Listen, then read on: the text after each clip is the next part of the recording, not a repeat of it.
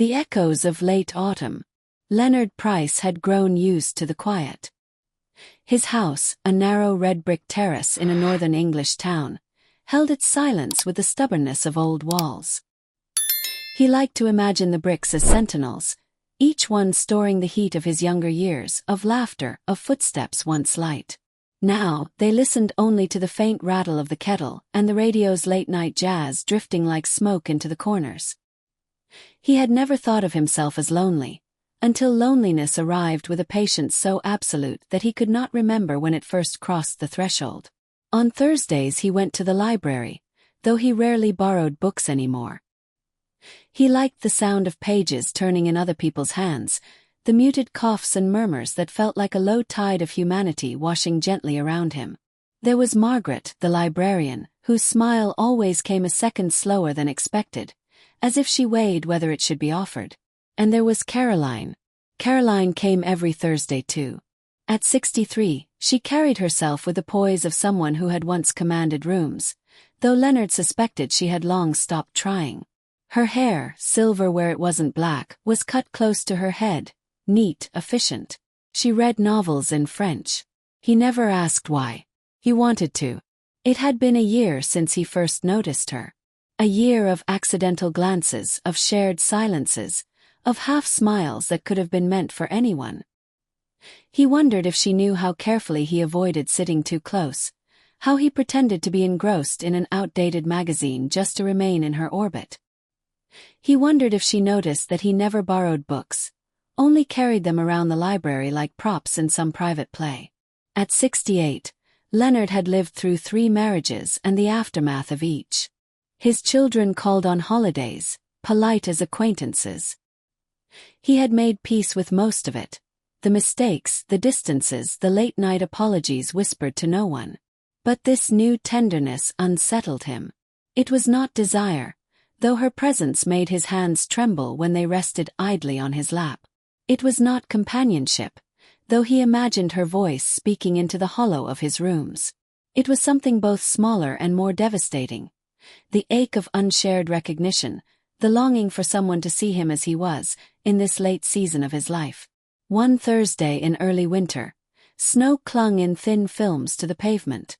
Caroline wore a navy coat and carried no book. She walked directly past him, her scarf trailing a faint trace of lavender. He nearly spoke.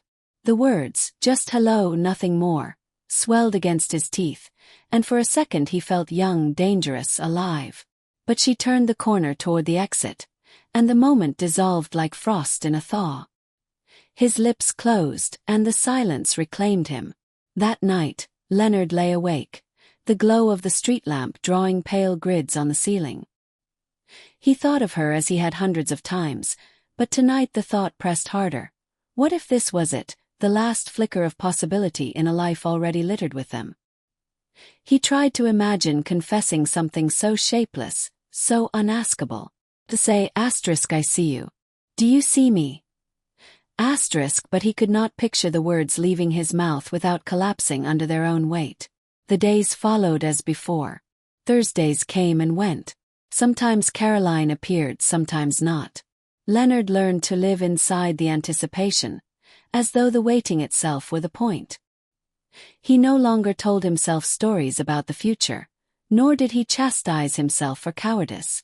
Instead, he carried the quiet wound of longing with a kind of reverence, as one carries a photograph of someone who can never be reached but must never be forgotten. In the library, surrounded by the rustle of other lives, he would lift a book and hold it for a long time, never opening it. To anyone watching, he might have looked like a man undecided on where to begin. But Leonard knew it was not beginning he feared. It was the end that waited in every story, written long before he ever turned the first page. In March, a notice appeared on the library's bulletin board. A reading group, open to all. Margaret had written the sign in her meticulous script, the loops of her letters upright and proud. Leonard read it 3 times before walking away. He told himself he had no interest, but the thought clung like burrs. The next Thursday, Caroline was there early, seated with a French novel open but unread in front of her. He could see her eyes fixed on the same line, lips pressed in mild thought. When Margaret came around with leaflets for the reading group, Caroline accepted one. Leonard hesitated, his hand hovering as if the paper might burn. Margaret raised her brows, patient, until he took it. He carried the leaflet home in his coat pocket, unfolded it twice that evening as though to prove its existence. A book discussion, ordinary, unremarkable. Yet he imagined sitting across from Caroline, words exchanged, however trivial. The possibility made his chest ache with a mixture of dread and yearning. When the first meeting came, Leonard arrived early. He chose a chair at the edge of the circle, hands folded, heart working harder than it should. Others trickled in. A retired schoolteacher, a young mother, 2 men from the parish council. And then Caroline, her navy coat unbuttoned, her scarf unwound, her presence soft yet electric. She glanced at him briefly, and for a moment it felt almost deliberate. Almost. They discussed the book, a slim modern novel about loss and repair. Leonard spoke only once, offering a hesitant comment about the way silence can both wound and protect. Caroline turned toward him then, nodding slightly, her eyes holding his for a beat longer than politeness required. It was nothing. It was everything. That night he walked home under the dim streetlights, the chill settling in his bones. He felt no closer to her, and yet something had shifted, a tremor under the surface. Perhaps it was only the beginning of another kind of waiting, a quieter one. But as he boiled water for tea, he let himself imagine her voice again, not as an echo in his empty rooms, but alive, answering back. Weeks passed, and the reading group became a rhythm. Each month brought a new book, a new circle of chairs in the library's back room. Leonard listened more than he spoke, content to let the words of others fill the spaces he could not cross. But now and then, he felt Caroline's gaze brush over him, as brief and startling as sunlight through a passing cloud. One evening in late April, rain streaked the library windows in long, trembling lines. The group dwindled early, people hurrying home. Caroline lingered, gathering her coat with unhurried movements. Leonard fumbled with his umbrella, his hands clumsy with nerves. She turned to him then, her voice gentle but firm. "Would you like to walk together? I think we live in the same direction." The words landed like a stone in a still pond, sending rings through his chest. He nodded, unable to trust his voice. Outside, the rain softened to a mist, the street lamps glowing in halos. They walked slowly, speaking little. She asked about the book. He answered sparingly. He asked about her French novels. She said her late husband had been a teacher, and she kept the language alive for him. The quiet that followed was not empty. It was tender, tentative. When they reached the corner where their paths split, Caroline smiled faintly. "Good night, Leonard." She said his name as though she had always known it.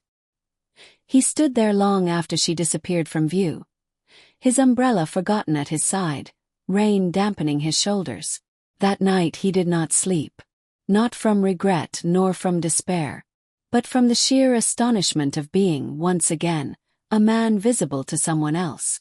The following week, Leonard phoned his eldest daughter for the first time in months. Sarah answered with her usual briskness, her voice clipped by the background chaos of family life.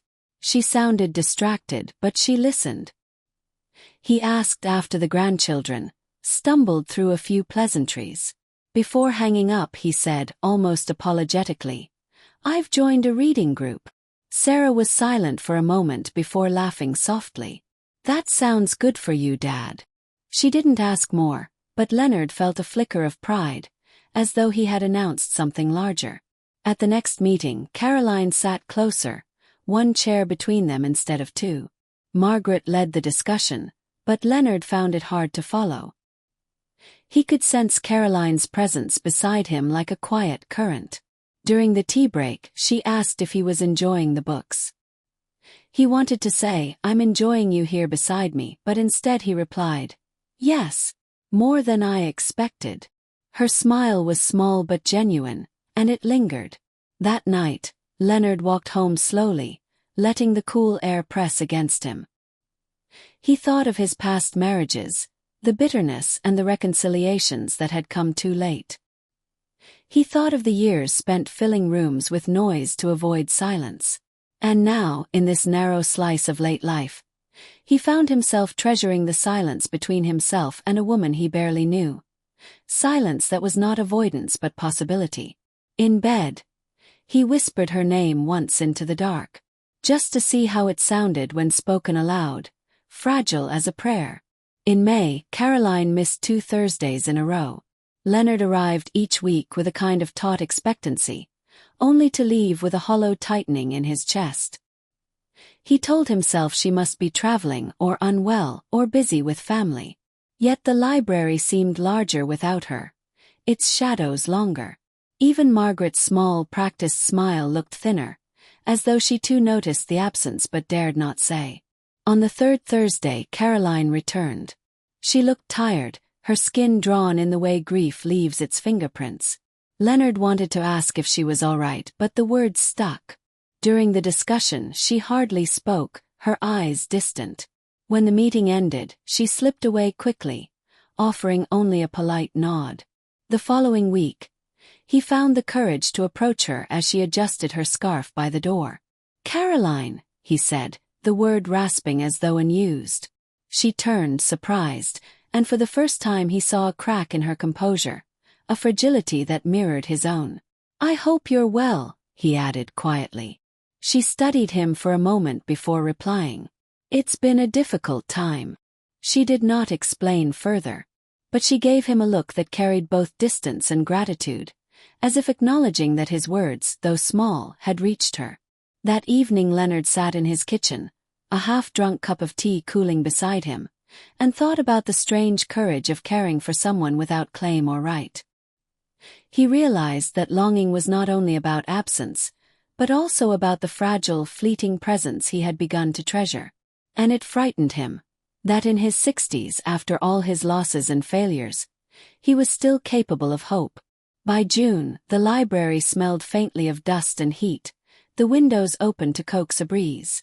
Caroline had resumed her steady presence, though she spoke little during discussions. Her restraint only deepened Leonard's awareness of her. He found himself rehearsing sentences in his head, small fragments of conversation he never quite managed to release. One afternoon, leaving the library, Caroline paused. "Would you like to have a coffee?"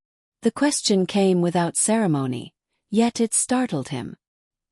He nodded too quickly, fumbling with his coat. They went to a small cafe across the square, its windows fogged with steam despite the summer air. Over cups of weak coffee, she told him her husband had died 6 years earlier, and that grief had grown quieter but not smaller. He listened, nodding, feeling the raw honesty between them. When she asked about his marriages, he hesitated before admitting, "I was careless with people who cared for me." Caroline did not flinch or judge. She simply looked at him, her eyes steady. "It happens," she said. "We live and we hurt others. And sometimes we learn." For the first time in years, Leonard felt seen not in fragments but whole, in his failures as well as his gentleness. They parted at the square with no promises, no plans. Yet as he walked home, the world around him seemed less like something he was enduring, and more like something he was still inside of, still shaping, still alive within.